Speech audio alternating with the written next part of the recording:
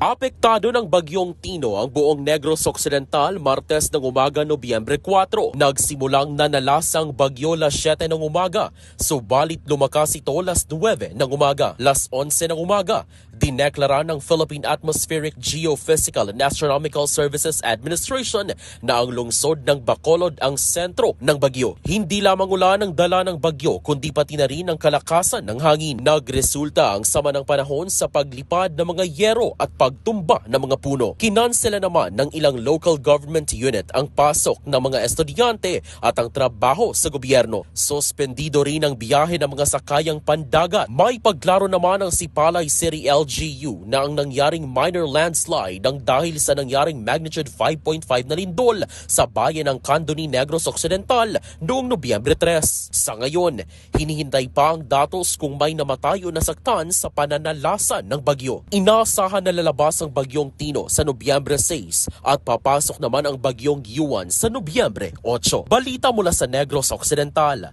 Zairo Vanalbay. Para sa Kampiyon na Balita, Serbisyo Publiko at Kasiyahan sa Negros, K5 News FM. K5 News FM. News FM.